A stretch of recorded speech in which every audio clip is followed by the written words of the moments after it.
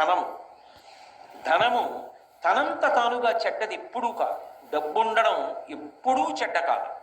కానీ ధనముని ఎలా సంపాదిస్తున్నామన్నది మాత్రం చాలా ముఖ్యం. డబ్బు సంపాదించవద్దన్నది లోకంలో ఏ శాస్త్రము చెప్పలా. డబ్బు సంపాదించవద్దు అని చెప్పలేదు సరికదా. డబ్బు సంపాదించకపోతే పాడైపోతావు, డబ్బు సంపాదించాలని చెప్పారు. కానీ మీరు ఇక్కడ ఒక్క విషయాన్ని జ్ఞాపకం పెట్టుకోండి. డబ్బు సంపాదించడం అనేది ఎంత ముఖ్యమో సంపాదించిన డబ్బు వలన అహంకారం పెరగకుండా ఉండడం కూడా అంతే ముఖ్యం. ఎందుకో తెలుసా? తొందరగా మనిషికి అహంకారాన్ని కల్పించగలిగినది ఏది అంటే డబ్బే. రామకృష్ణ పరమహంస ఒక ఉదాహరణ చెప్తుండేవారు. ఒక మహారాజు గారు భద్రగజం ఎక్కి వెళ్ళిపోతున్నాడు. ఆ కింద ఓ పెద్ద కన్నం ఉంది. ఆ కన్నంలో కప్ప ఒకటి ఉంది. ఆ కప్ప పైకొచ్చి కప్ప కాలెంతంటే ఎంత ఉంటుందండి? ఎంత పెద్ద కప్ప అయితే మాత్రం ఇంత ఉంటుంది. ఇంత పెద్ద కప్ప అయితే దాని కాలు ఇంత ఉంటుంది. అది ఏం చేసిందంటే, రాజుగారు ఏనుగెక్కి వస్తున్నాడు. ఎదురైన చౌతన మదకరీంద్రము డిగ్గికీలు తనసగి ఎక్కించుకొని అంటాడు అలసాని పెద్దనగారు. అలా ఏనుగు మీద వస్తున్నాడు. ఈ కప్ప కన్నంలోంచి బయటికి వచ్చి కాలెత్తింది. ఏయ్ ఏనుగా, పక్కకి పో, ఇక్కడ నేనున్నానని తెలీదా? ఇలా వస్తున్నావు? నేనున్న ఇల్లు ఒళ్ళు దగ్గర పెట్టుకోండి. రామకృష్ణ పరమహంస శిష్యుడితో నించుని ఉన్నారు. శిష్యుడు తెల్లబోయి పరమహంసని అడిగాడు, ఇదేమిటండి ఏనుగు మీద కప్ప కాలెత్తుతోంది, ఇంత ధైర్యం ఇంత గర్వం కప్పకి ఎందుకు వచ్చాయన్నారు. అంటే పరమహంస అన్నారు, ఇవాళ మధ్యాహ్నం విటుగా జేబుకి చిల్లున్న లాల్చీ వేసుకున్న వ్యక్తి వెళ్ళాడు. పావలా కాసు చిన్నది కదూ, ఆ కన్నంలోంచి జారి కింద పడి దొల్లి కప్ప ఉన్న కన్నంలోకి వెళ్ళింది. కప్ప దగ్గర పావలా ఉంది ఇప్పుడు, అందుకని ఏనుగు మీద కాలెత్తింది. మాకురు ధన జన యవ్వన గర్వం హరతి నిమేష కాల సర్వం మాయామయమిదమఖిలం హిత్వా బ్రహ్మపదంతం ప్రవిశ విదిత్వా అంటారు శంకర భగవత్పాదులు. డబ్బేం చేసింది? డబ్బా నిన్ను పాడు చేసింది. ఎంత ఐశ్వర్యమున్నా పరమ వినయ విధేయతలతో ప్రవర్తించినటువంటి గొప్ప గొప్ప చక్రవర్తులు లోకంలో లేరు. వాళ్ళకి ఏమైనా దోషం వచ్చిందా? ధర్మరాజు గారు ఎంత ధార్మికంగా ఎంత వినయంగా ప్రవర్తించాడు. భీష్మాచార్యుల వారు ఎంత వినయంతో ప్రవర్తిస్తాడు. నలచక్రవర్తి ఎంత వినయంతో ప్రవర్తించాడు. ఈ భూమండలాన్నంతటినీ ఏలినటువంటి చక్రవర్తులు ఎంత వినయంతో ప్రవర్తించారు. వాళ్ళు ఎంత డబ్బు సంపాదించినా ఆ డబ్బు వాళ్ళ యొక్క అహంకారానికి ఎన్నడూ కారణము కాలేదు. వాళ్ళు పరమ వినయంతో ప్రవర్తించి ఆ డబ్బుని సద్వినియోగం చేసి జీవితంలో గట్టెక్కారు. జనక మహారాజు గారు సర్వ సంగములు విడిచిపెట్టి విదేహ వంశమునందు జన్మించి దేనితోటి సంబంధం లేకుండా, రాజ్యంతో సంబంధం లేకుండా రాజ్య పరిపాలన చేస్తూ నిస్సంగి జీవితాన్ని గడిపి తరించలా. బ్రతకడం రావాలి. బ్రతకడం రానప్పుడు అహంకారం ఒక్కటే ఉండిపోయింది అనుకోండి. అహంకారం చిట్ట చివరికి ఏం చేస్తుంది అంటే, డబ్బు వలన వచ్చినటువంటి అహంకారం చాలా ప్రమాదకరమై సర్వభ్రష్టత్వాన్ని పొందేసిన తరువాత ఒక పెద్ద ఇబ్బంది కూడా తెస్తుంది. ఇంత బ్రతుకు బ్రతికిన వాడు ఒక గోడ నీడలో నిలబడి భిక్షాటన కూడా చేయలేడు. రూపు మార్చుకుని తిరగవలసి ఉంటుంది ఎవరు గుర్తుపట్టకుండా. అందుకని జాగ్రత్త సుమా. ఒకడికి డబ్బు ఉంది, వాడు కించిత్ కూడా పాడవలేదు. వాడి కించిత్ కూడా పాడవకుండా ఆ ద్రవ్యాన్ని చక్కగా వినయ విధేయతలతో దాన ధర్మాలకి ఖర్చు పెడుతూ, ఇదంతా పరమేశ్వరుడిచ్చింది నాది కాదు, ఈశ్వరుడిదన్న భావనతో పరమ ఉద్దికగా జీవితం చేశాడు. వాళ్ళని డబ్బేం పాడు చేసింది? ఒక్కొక్కడు 5 రూపాయలు అహంకారానికి కారణమైపోతోంది. అది డబ్బు పాడు చేసిందా? డబ్బు పాడు చేయలేదు, బుద్ధి పాడు చేసింది. అందున డబ్బు బుద్ధిని, సరస్వతి బుద్ధిని 2 రకాలుగా పాడు చేసేస్తాయి. అదేమిటండి? సరస్వతి అంటే బుద్ధిని ఇవ్వాలి కదా, పాడు చేయడం ఏమిటి అంటే అహంకారం ఉంటే. మీరు లోకంలో సరస్వతి విషయంలో, లక్ష్మి విషయంలో ఒకటి గమనించండి. మీ దగ్గర చాలా డబ్బు ఉందండి, మీ వ్యాపారంలో బాగా లాభాలు వస్తున్నాయి అన్నారనుకోండి. ఏమి లాభాలండి, ఏదో పెద్దవాళ్ళు చేసిన వ్యాపారం మూసేస్తే బాగుండదని చేస్తున్నాం, వడ్డీ డబ్బులు వస్తే గొప్పగా ఉందండి మా వ్యాపారం, ఇప్పుడు ఏమొస్తుందంటారు ఇందులో అంటాడు. డబ్బు ఉందండి అంటే ఒప్పుకోడా, ఏముందండి నా దగ్గర అంటాడు. మీకు సరస్వతీ కటాక్షం లేదండి, మీకు తెలియదు. అయ్యా నా మాట వినండి, మీరు చదువుకోలేదు కదా, మీకు ఈ విషయం తెలియదు కదా, మీరు ఎందుకు మాట్లాడతారు దాని గురించి అన్నాను అనుకోండి. అత్తేరి నీకేం తెలుసు అని చర్చ విరిగి పెడతాడు. సరస్వతీ కటాక్షం లేదురా అంటే ఒప్పుకోడు, లక్ష్మీ కటాక్షం ఉందిరా అంటే ఒప్పుకోడు. రెండిటితోటి ప్రమాదం. అసలు అది దాటాలంటే మనసుకి సంస్కారం ఉండాలి. శంకరాచార్యుల వారి కన్నా ప్రజ్ఞాశాలి సరస్వతీ కటాక్షం ఉన్నవాడు లోకంలో ఉన్నాడా? అటువంటి శంకరాచార్యుల వారు శంకరుడి దగ్గరికి వెళ్ళి అన్నారు, పశుమాం సర్వజ్ఞ ప్రతిత కృపయా పాలయ విభో అన్నారు. శంకర, నేను పశువుని, నువ్వు పశుపతివి. నేను పాడైపోతే నిన్నంటారు. పశువుని కాపాడవలసిన వాడివి నువ్వు, కాబట్టి నీకు నాకు అనుబంధం ఏమి అంటే నేను పశువుని, నువ్వు పశుపతివి. ఇది శంకరాచార్యులు వారు అనవలసిన మాట. స్మృతౌ శాస్త్రే వైద్యే శకునకవిక్త గానపణితౌ పురాణే మంత్రే వా స్తుతి నటన స్వేష్వచతుర. నాకేమొచ్చు తండ్రి, నాకేం రాదు అన్నారు శంకరాచార్యుల వారు. ఎవరు? మహానుభావుడు అపరశంకరుడు, కైలాస శంకరుడు కాలడి శంకరుడిగా భూమి మీద తిరిగారు. అటువంటి మహానుభావుడు ఆ మాట అన్నాడు. మనం దేనికి గర్వపడాలి, దేనికి అహంకరించాలి? నాకేమీ తెలియదని తెలుసుకోవడం చదువు. ఎందుకనంటే మీరు ఒకటి ఆలోచించండి, చాలా తెలుసు అన్నాడు అనుకోండి, ఆయన్నో గ్రంథాలయంలోకి తీసుకెళ్లి నిల్చోపెట్టి ఇందులో మీరు చదివినవక్కర్లేదు, ఇందులో ఉన్న పుస్తకాలు ఏవి చెప్పగలరా? అయితే ఎవరైనా చెప్పగలరా? ఒక గ్రంథాలయంలో ఎన్ని పుస్తకాలు ఉన్నాయో అవి ఏవేం పుస్తకాలో కూడా తెలియదు. అవన్నీ చదవడానికి, చదివిన జ్ఞాపకం పెట్టుకోవడానికి, జ్ఞాపకం పెట్టుకున్న జీర్ణం అవ్వడానికి ఎన్ని జన్మలు కావాలి? ఏం తెలుసునని తెలుసు అంటాం. చదువుకున్న కొద్దీ తెలిసేది ఏదంటే నాకు తెలియనివి చాలా ఉన్నాయని తెలుస్తుంది. అప్పుడు అహంకరించడానికి ఏముంది? మిడిమిడి జ్ఞానం అంటారు. నా బోటిగాడు ఉంటాడే, ఏదో ఓ పద్యం ఓ శ్లోకం నేర్చుకుని నా అంత గొప్పవాడు ఎవడని గర్వపడుతూ ఉంటాడు. అది నిజమైన సరస్వతీ కటాక్షం కాదు. నిజమైన సరస్వతీ కటాక్షం ఉన్నవాడు నాకేం తెలుసండి, నాకేం వచ్చండి, మహాతల్లి పరదేవత ఆవిడ పలికించిందంటే, నేను చేసింది, నేను నేర్చుకున్నది, నేను సాధించినది ఏమీ లేదంటాడు. అది వినయం. అందుకే సరస్వతీ కటాక్షము ఉండడం కాదు, సరస్వతీ కటాక్షము నీ వినయమును పెంచుతున్నదా. నాకేం తెలుసండి అన్ననాడు నువ్వు వినయంగా ఉంటావు. నాకేం తెలియదండి అన్ననాడు, అయ్యో బాబోయ్ నేను పట్టుకోగలరా ఎవరైనా? అప్పుడు ఆయన పని ఏమిటంటే 24 గంటలు అవతల వాళ్ళు తప్పులు వెతుకుతూ ఉండడం. అలా వెతకడం ఒక అహంకారానికి కారణమై పతనమైపోవడానికి కారణం అవుతుందా అవదా? అది నాకేం తెలుసండి అని ఊరుకోవాలి అంటే అది నిజమైన సరస్వతీ కటాక్షం. అందుకే ఒకటి బాగా అభ్యాసం చేస్తే తప్ప రాదు, పుట్టుకతో వచ్చేది కాదు, అది వంశంలాగా. అది కష్టపడి చదవాలి. ఆయన బాగా చదువుకున్నవారు, ఎన్నో తెలుసున్నవారు అన్న పేరున్న నువ్వు త్రికరణ శుద్ధిగా, నోటి మాటగా కాదు, నేనేం చదువుకున్నానండి, నేనేం నేర్చుకున్నానండి, మహానుభావులు ఎంతమంది ఉన్నారు, వాళ్ళతో పోలిస్తే నా జీవితం ఏం గొప్పది అనగలగాలంటే నీకు ఎంతో వినయం ఉండాలి. అంత వినయం ఉంటే తప్ప నువ్వు ఆ మాట అనలేవు. అది ఉత్తముడికి గౌరవాన్ని పెంచింది, నడవడిని ఇంకా ఇంకా వృద్ధిలోకి తెచ్చింది. అదే సరిగ్గా వాడుకోవడం రాకపోతే అదే సరస్వతీ కటాక్షం అహంకారానికి పనికొచ్చి సర్వనాశనం అవడానికి పనికొచ్చింది.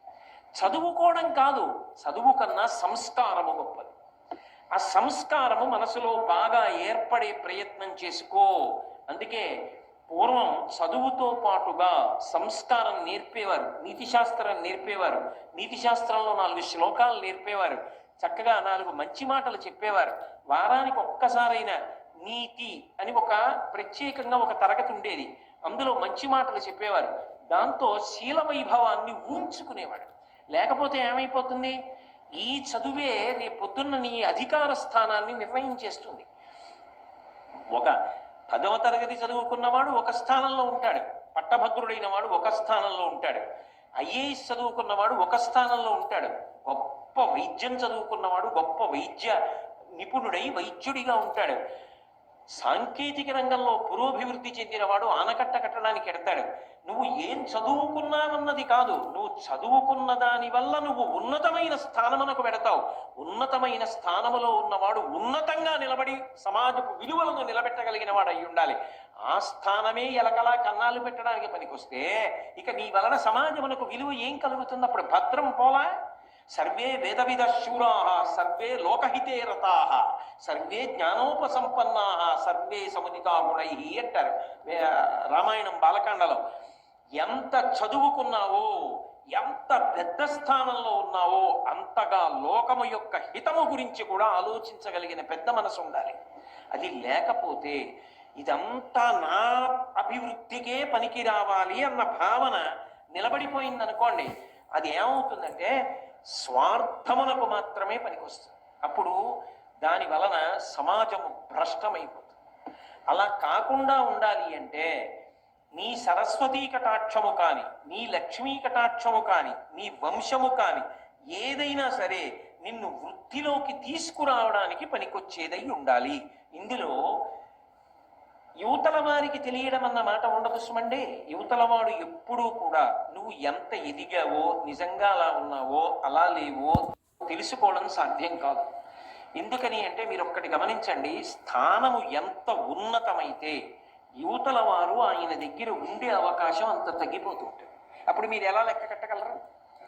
తనకి తాను పరిశీలించుకోవాలి. ఏది పరిశీలించాలంటే దంభమున ఎందు ప్రవేశించినదా, ఇది చాలా చాలా అవసరం.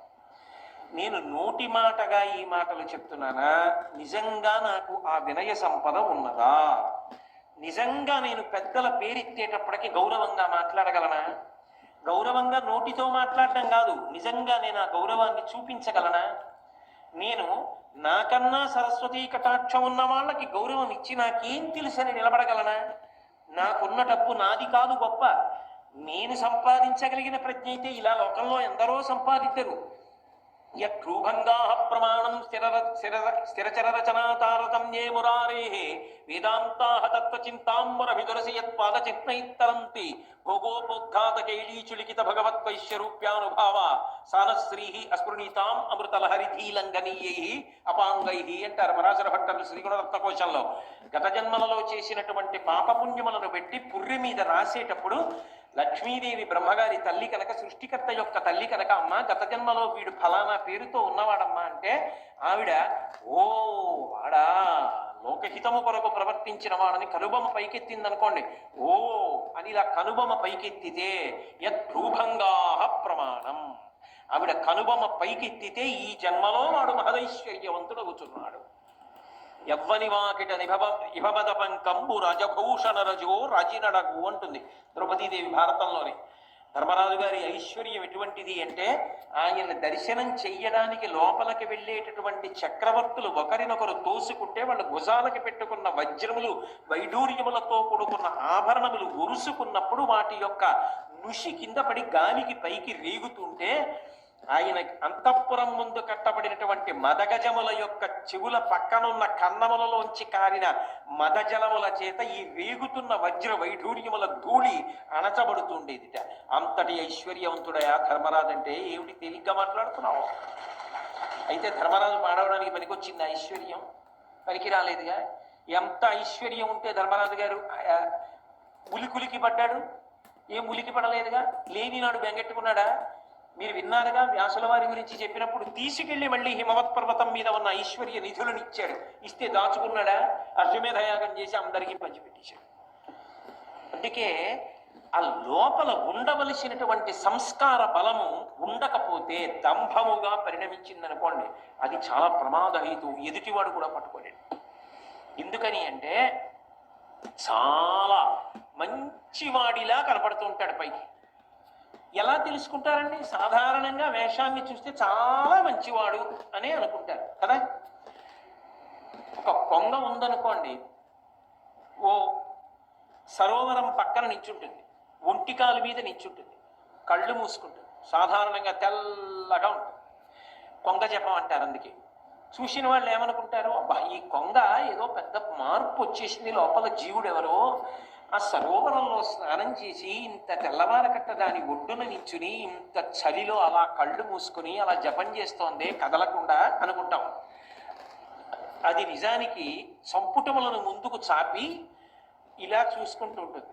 చేప నీళ్లలోంచి ఇలా వచ్చిందనుకోండి, చటుక్కున తిరిగి సంపుటములతో చేపని పట్టుకుని పైకి ఎగిరిపోయి తినేస్తుంది. నిలబడింది ఒంటికాల మీద, ఒళ్ళంతా తెలుపు, చూస్తే శుద్ధ సత్వస్వరూపంతో ఉన్నట్టుంది. లోపల ఏ చేపని పట్టుకుందామని ఆలోచన. దంభము అంటారు. పైకి కనపడినట్టు లోపల లేడు. ఎంత రంగు పట్టుబట్ట కట్టి, ఎంత గొప్పగా విభూతి పుండ్రాలు ఒళ్ళంతా పెట్టుకుని, ఎంతంత వేషాలు కట్టినా నీ లోపల బుద్ధులు మాననప్పుడు దంభం కాదు. లోపల బుద్ధి పోలేదు. పైన శరీరానికి ఎన్ని అలంకారాలు చేస్తే పుట్ట మీద కొడితే పాము చచ్చిందా? లోపల కొట్టాలి. గొరుగు చుందురు జుత్తు కొన్ని వందల సార్లు దాని పాపమేమో కానరాదు, అఖిల పాపములకు నిలయమైన మనసు కొరగడేమి మానవుండు అన్నాడు ఒక ఆధునిక కవి. అలా లోపల మార్పు రాకుండా దంభంతో ఉండి పైకి ఎంతో మంచివాళ్ళ నటిస్తూ పోతే, అమాయకులైన వాళ్ళు, పెద్దలైన వాళ్ళు మంచివాడు అనుకున్నారేమో, కానీ వాళ్ళు మోసపోతే వాళ్ళకు వచ్చిన నష్టమే ఉంది అనుకున్నారేమో పాపం, అంతే, అంతవరకే. కానీ మోసపుచ్చిన దోషం కూడా నీకు రావట్లా, పాడైపోవట్లా. కాబట్టి నిన్ను నువ్వు నిరంతర పరిశీలనం చేసుకుంటూ ఉండాలి. ఉత్తమ వంశంలో పుట్టావు, వంశమునకు కళంకం రాకూడదని ప్రవర్తించాడు, ఏమీ పాడవడు. ఉత్తమ వంశంలో పుట్టా, అహంకారానికి కారణమైంది, తాను పాడవడు, ముందు పుట్టిన వాళ్ళు కూడా పాడైపోతారు. సరస్వతీ కటాక్షం ఉన్నది, ఏమి పాడవడు. ఆ సరస్వతీ కటాక్షం 10 మంది హితానికి పనికొచ్చిందనుకోండి, ఆవు గడ్డి తిని పాలిచ్చినట్టు తాను కష్టపడి చదువుకున్న శాస్త్రాన్ని 10 మందికి ఉదారంగా పంచిపెట్టేశాడు అనుకోండి, తాను శాశ్వతమైన కీర్తిని పొందుతాడు. నాకేం తెలుసు అని వినయంతో బ్రతికాడు అనుకోండి, భగవంతుని యొక్క అనుగ్రహానికి పాత్రుడవుతాడు. ఏదో కొంత తెలుసుకుని నాకన్నా తెలుసున్నవాడు లేడు అని అహంకారానికి పోయాడు అనుకోండి, 24 గంటలు చదువుకున్న చదువు అవతలవాడి యొక్క తప్పు పట్టడానికి పనికొచ్చింది. పనికొస్తే ఇప్పుడు ఆ చదువు స్వార్థంతో నిండిపోయింది. ఏదో ఒకటి ప్రతిఫలం లేకపోతే ఆయన చదువుకున్న చదువు వల్ల సమాజానికి ఉపయోగం ఉండదు. అప్పుడు ఏమవుతుంది? చాలా గొప్ప పడగ నాగుపాముది, దాని మీద మణి ఉంది. నాగుపాము పడగ మీద ఉన్న మణి ఎవరికైనా ఉపయోగపడుతుందా? వెళ్ళి తీసుకోగలరా? ఆయన ఎంత చదువు ఉంటే మాత్రం ఎవరికి ఉపయోగపడుతుంది? అవతల వాళ్ళలో తప్పులు ఎంచడానికి పనికొస్తుంది, ఇంకొకరిని చిన్నబుచ్చడానికి పనికొస్తుంది. అలా ఉండకూడదు కదా. చదువు అవతల వారి ఎంత చిన్నవాడైనా గౌరవించడానికి పనికి రావాలి. చాలా బాగా చెప్పావోయ్, చాలా బాగా మాట్లాడావోయ్ అని పిల్లల్ని కూడా ప్రోత్సహించగలగాలి. శ్రీభాష్యం అప్పలాచార్య స్వామి వారు ఎవరైనా రామకథ చెప్తుంటే చెప్పబోయ్, రామాయణం ఎంతకాలం బ్రతికుంటుందో అంతకాలం మనుష్యత్వం బ్రతికుంటుంది నాయన అనేవారు. అంతేగాని నీకేం తెలుసు రామాయణం, నువ్వేం చెప్తావు రామాయణం అనలేదే. అందుకు మహానుభావుడు ఇప్పటికీ కూడా స్మరింపబడుతున్నారు ఆయన. సరస్వతీ కటాక్షం నీకు వినయం ఇచ్చిన నాడు ఏమి నిన్ను పాడు చేయదు, ఇంకా వృద్ధిలోకి వస్తావు. అహంకారం ఇచ్చిన నాడు పతనమైపోతావు. లక్ష్మీ కటాక్షము నీకు జన్మతః ఉండని, మధ్యలో కలిసి రాని, న్యాయార్జితంగా నీకు కలిసి వచ్చింది, అది నిన్నేం పాడు చేయదు. దాని పట్ల నీకు సంగము లేకుండా అది భగవంతుడి అనుగ్రహం అని నువ్వు నిలబడగలిగిన నాడు అది నిన్ను పాడు చేసేది కాదు. ఇదంతా నాదే అని అహంకారం అనకపోతే నువ్వు భ్రష్టమైపోతావు. ఆ డబ్బు నీ దగ్గర ఉన్నందుకు సమాజము భ్రష్టమైపోతుంది. కాబట్టి ఈ 3 ఉండడం తప్పు కాదు. పరిణతి లేని వాడి దగ్గర ఉండడం వల్ల వాడు పాడై మిగిలిన వాళ్ళని పాడు చేస్తాడు. అథవా మీరు తిప్పి ఆలోచించండి, ధృతరాష్ట్రుడైతే ఎలా అర్థం చేసుకోవాలి? అప్పుడు ఇవి ధర్మరాజు గారి దగ్గర ఉంటే ఏం చేశాయి? ఏం చేయలే. దుర్యోధనుడి దగ్గర ఉంటే ఏం చేస్తున్నాయి? సర్వనాశనం చేస్తున్నాయా? ఆ వంశంలో పుట్టబట్టి కదూ నేను యువరాజుని, నాకే రాజ్యం కావాలి, ధర్మరాజు ఉండకూడదు అని విపరీత బుద్ధులు పుట్టాయి. అదే వంశంలో పుట్టిన ధర్మరాజు గారైతే జూతంలో ఓడిపోయాను, ధర్మానికి కట్టుబడి అరణ్యవాసానికి వెళ్ళిపోయాడు. అది మాయాజూతం అని తెలుసున్నా కూడా ధర్మము చేత కట్టుబడిన వాడు వంశగౌరవాన్ని నిలబెట్టడానికి వెళ్ళిపోయాడు. ధర్మమునకు కట్టుబడకుండా వంశమునందు పుట్టినవాడు వంశ భ్రష్టత్వానికి కారణమయ్యాడు. సరస్వతీ కటాక్షమున్న వ్యాసుడు లోకహితానికి పనికొచ్చాడు. కించిత్ సరస్వతీ కటాక్షమున్న అహంకారం కలిగిన వాళ్ళు భ్రష్టులైపోతారు. అర్జునుడి కన్నా ఏ విలువిద్య తెలుసని, నా దగ్గర విలువిద్యుంది, నా దగ్గర విలువిద్యుంది, అర్జునుడిని మట్టు పెట్టేస్తానని బయలుదేరిన కర్ణుడి చివరికి దుర్యోధనుని కూడా నాశనం చేశాడు కదా. ధనము అంతే కదా. కాబట్టి ఉండడం తప్పు కాదు, నీ మనసుకి పరిణతి లేకుండా అవి నీ దగ్గర ఉంటే పాడు చేస్తాయి. పరిణతి ఉంటే ఈ 3 నిన్ను ఉద్ధరణ వైపుకి తీసుకెడతాయి. ఇది బాగా జ్ఞాపకం పెట్టుకోవలసిన విషయం సుమా. కాబట్టి నీకు ఇవి కలిగిన అహంకారమును పొందవద్దు. అవి నీ ఆరోగ్యవంతమైన భయమునకు కారణమై నువ్వు మరింత బాగా బ్రతకడానికి హేతువులు కావాలి. కాబట్టి ధనమును, విద్యయు, వంశంబును దుర్మతలకు మదం బొనరించును, సజ్జనులైన వారి కడకొవయును వినయం ఇవియ తెచ్చు ఉర్వీనాథ. ఇవే ఒకడికి వినయాన్ని తెచ్చేయి, ఒకడికి అహంకారాన్ని తెచ్చేయి. బాగా అర్థం చేసుకో, నీ మనసుని శుద్ధి చేసుకో. కాబట్టి ఇవాళ అథవా విదురుడు మాట్లాడినటువంటి ఈ 2 పద్యాల్లోనూ కూడా మన మనసుని చాలా సంస్కారవంతంగా ఉంచుకోకపోతే వచ్చే ప్రమాదం, ఒకటి ప్రేమ కలిగిన వారి మాట వినడం, 2 మనకి కలిగిన దాని వల్ల పాడైపోకుండా మనని మనం నిలబెట్టుకోవడానికి మనశ్శుద్ధిని ప్రయత్నపూర్వకంగా నిలబెట్టుకోవడం, ఈ రెండిటిని ప్రస్తావన చేశాడు. ఇది దేశకాలములతో సంబంధం లేకుండా ఎప్పుడైనా ఎక్కడైనా సరే జీవితంలో జ్ఞాపకం పెట్టుకుని వృద్ధిలోకి రావలసినటువంటి హితవాక్యములు. అంత గొప్ప విషయాలు చెప్పాడు.